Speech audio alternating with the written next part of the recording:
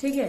सो जैसा कि आप लोगों ने थंबनेल में देखा है कि आज हम लोग डिस्कस करने वाले हैं माइक्रो टीचिंग के कुछ पार्ट्स को। ठीक है, आप लोगों को मैंने थंबनेल में डाला है, सिर्फ आपको इसमें मैं समझाने वाली हूँ कि भैया साहब पुनर्बलन क्या होता है ना। और इसके पहले मैं वीडियो बना चुकी हूँ कि बीएड था सैम का सिलेबस क्या है। ठीक है, तो अगर आपने वीडियो नहीं देखी हो तो first you have to go through there. ठीक है, वहां पे थोड़ा सा उस सिलेबस को समझ लीजिए ताकि आपको समझ में आ जाए कि मैं आज क्या बता रही हूँ।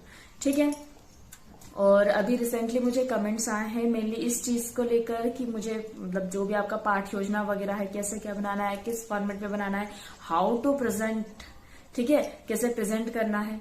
तो उसी से रिलेटेड मैंने एक वीडियो मतलब आज से स्टार्ट कर दी है। आज से मैं वीडियोस आपके लिए डेली अपलोड करती रहूंगी, कोशिश करूंगी डेली ही कर दूं। ठीक है, सो आज हम लोग पढ़ने वाले हैं पुनर्बलन के बारे में। ठीक है, आज मैं आपको पुनर्बलन बताऊंगी और इसके साथ ही मैं आप लोगों को एक जो SUF का फॉर्मेट है उसको किस फॉर्मेट में आप लोगों को बनाना है वो फॉर्मेट भी बताऊंगी। ठीक है, कि आपको उसमें कैसे प्रेजेंट करना है वो भी बताऊंगी। ठीक है, कि इनिशियली सेंटेंस क्या बोलना है, लास्टली सेंटेंस क्या बोलना है।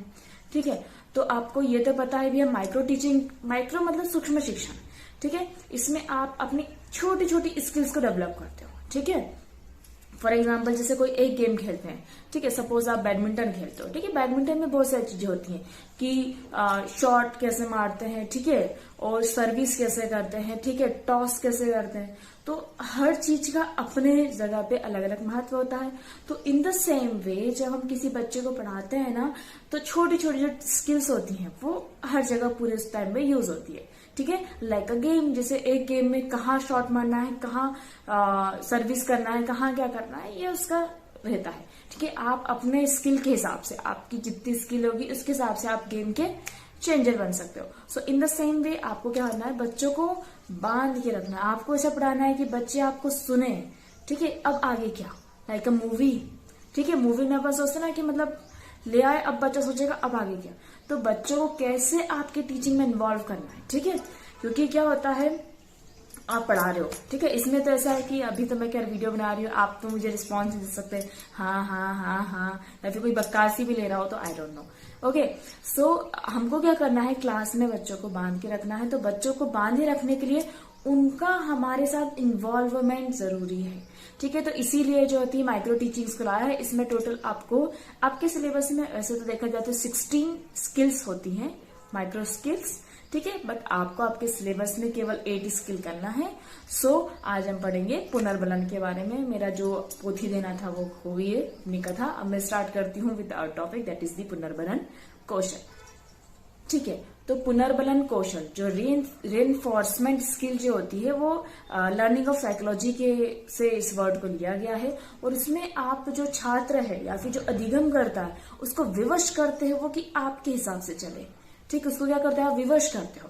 फॉर एग्जाम्पल आप किसी बच्चे को पढ़ा रहे हो, ठीक है, आप किसी बच्चे को पढ़ा रहे हो और उससे आपने कुछ पूछा, बीच में उठा के चल खड़े हो जाओ, पूछा और उसने ऑप्शन जो आंसर है वो गलत दिया है, तो आप क्या करोगे, अब से ध्यान देना है ना, मतलब चिल्लाओगे ना, कुछ भी रिस्पॉन्स करोगे, आंखें बड़ी करोगे, उसको चिल्लाओगे। ठीक है, या फिर वाह, मतलब बहुत सारे अलग अलग एक्सप्रेशन हो सकते हैं, फेशियल एक्सप्रेशन आएंगे इसमें। ठीक है, तो इस प्रकार से क्या करोगे, आप उसका ध्यान आकर्षित करोगे कि भाई तू सुन, भाई तू देख, है ना। तो यही होता है। ठीक है, तो पुनर्बलन में आप उसको अपने हिसाब से लाने की कोशिश करते हो। ठीक है, सो इसमें सकारात्मक भी होता है, मतलब ठीक है, सकारात्मक पुनर्बलन। सकारात्मक पुनर्बलन क्या होता है भैया कि बच्चा उस चीज को बार बार रिपीट करने के लिए प्रोत्साहित होता है। ठीक है, द सेम मैंने नकारात्मक पुनर्बलन क्या होता है कि बच्चा उस चीज को वापस ना दोहराए, इसलिए हम क्या करते हैं, नकारात्मक पुनर्बलन करते हैं। ठीक है, जैसे छोटे छोटे बच्चे हो गए, छोटे छोटे बच्चे मतलब इधर उधर बाहर खिड़की में देख रहे हैं, तो आप उसको बोलते हैं अब देखा ना तो क्लास के बाहर कर दूंगी, है ना। तो ये क्या हुआ, नकारात्मक पुनर्बलन, है ना, कि अब तूने देखा ना बेटा तो देखना। ठीक है, तो ये नकारात्मक पुनर्बलन। अब वो सतर्क, अब मैं नहीं देखूंगा। ठीक है, और अगर देखा तो पिट जाएगा। ठीक है, तो ये सब क्या है, नकारात्मक पुनर्बलन होता है। ठीक है, इतना समझ में आ गया। नाउ जितनी भी माइक्रो स्किल्स हम लोग पढ़ेंगे सभी में हम लोगों की क्या होगा, हर माइक्रो स्किल में कुछ घटक होते हैं। ठीक है, घटक होते हैं। वैसे ही पुनर्बलन स्किल में टोटल हमारे 7 घटक आते हैं। कितने आएंगे, 7। ठीक है, उन 7 घटकों को आपको जब आप अपना चैप्टर प्रेजेंट करोगे, जब आप कोई भी पाठ योजना आपने बनाई है, जिसका आप लोग बोल रहे हो वीडियो बनाने का, जब भी आप रिप्रेजेंट करोगे तो आपको ये सातों घटक उस दौरान, ठीक है, लगभग जो ये होता है 5 से 7 मिनट का होता है, तो 5 से 7 मिनट के अंदर आपको ये पूरे सातों घटक लेके आने हैं अपनी क्लास में। ठीक है, समझ में आ गया है? तो इसमें आप लोगों को ये पता होना चाहिए कि ये कितना रहेगा, 5 से 7 मिनट का। ठीक है, सो नाउ कम्स टू इसके जो घटक होते हैं वो कौन कौन से हैं, क्या है, ठीक है, उसके बारे में बता देती हूँ। तो सबसे पहला घटक आता है सकारात्मक शाब्दिक पुनर्बलन। So as the name suggest, सकारात्मक मतलब ये क्या है, पॉजिटिव है, पॉजिटिव है ना, शाब्दिक है मतलब बोल के दिया जा रहा है। सकारात्मक शाब्दिक पुनर्बलन, जैसे मान लीजिए कोई बच्चा है और सब हम अपन कुछ पढ़ा रहे हैं, ठीक है, और उससे बीच में वो खड़ा होकर पूछ लिया कि भैया बताओ, मतलब इसलिए अभी जो मैंने पढ़ाया है बताओ, ठीक है, तो उसने बता दिया, तो आप बोलोगे गुड। ठीक है, तो आपने क्या बोला, गुड, तो गुड इज द सकारात्मक शाब्दिक पुनर्बलन। ठीक है, तो यहाँ पे जैसे आप हिंदी में बात करो तो बहुत बढ़िया। ठीक है, ये भी क्या है, सकारात्मक शाब्दिक पुनर्बलन। ओके, तो फर्स्ट घटक हो गया। नेक्स्ट घटक होता है सकारात्मक नकारात्मक शाब्दिक पुनर्बलन। नकारात्मक शाब्दिक पुनर्बलन में क्या होगा, आपने पढ़ा रहे हैं, पढ़ाते समय खड़ा कर दिया किसी को, या कि पढ़ाने के बाद खड़ा कर दिया किसी को कि बताओ ये क्या होता है। ठीक है, तो उसने नहीं बताया, तो आप क्या बोलोगे, ध्यान कहाँ था, मैं पढ़ा रही थी तो ध्यान क्या था तुम्हारा। ठीक है, दैट इज द नकारात्मक शाब्दिक पुनर्बलन। ठीक है, थर्ड घटक होता है हमारा सकारात्मक अशाब्दिक पुनर्बलन। अशाब्दिक मतलब आप बोलोगे नहीं।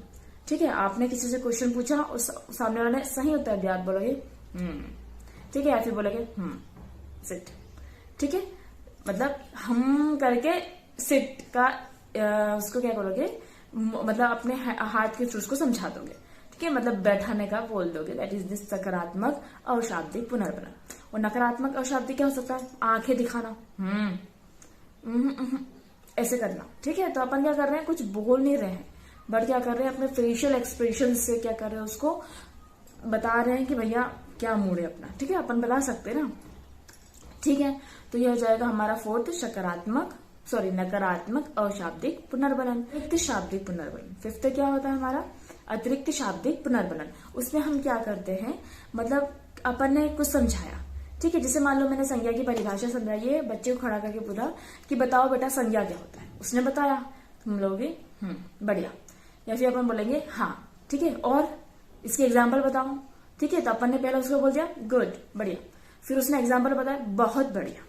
ठीक है, तो अब मैंने क्या बोला, एक ही बच्चे को बढ़िया, और फिर बोल दिया बहुत बढ़िया, है ना, या फिर मैं बोलती हूँ उसको हाँ हाँ हाँ हाँ और हाँ और, तो ये जो होता है ना अतिरिक्त, एक बच्चे को और आगे के लिए प्रोत्साहित करना, दैट इज द अतिरिक्त शाब्दिक पुनर्बलन। देखिए मेनली इसमें यूज होता है, सबसे पहले आप बच्चे को बोले गुड, फिर उसने और आगे का भी आंसर दे दिया, then you will use very good. ठीक है, तो वो होता है अतिरिक्त शाब्दिक पुनर्बलन। मतलब सकारात्मक के बाद जब और आप उसको सकारात्मक देते हो, दैट इज कॉल्ड द अतिरिक्त शाब्दिक पुनर्बलन।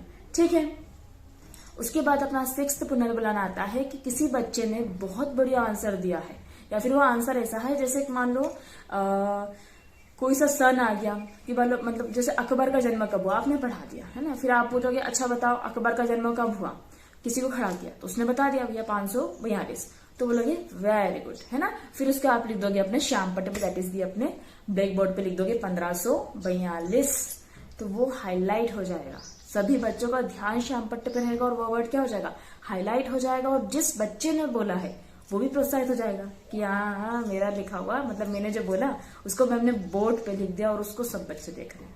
ठीक है, दैट इज आल्सो दी पुनर्बलन।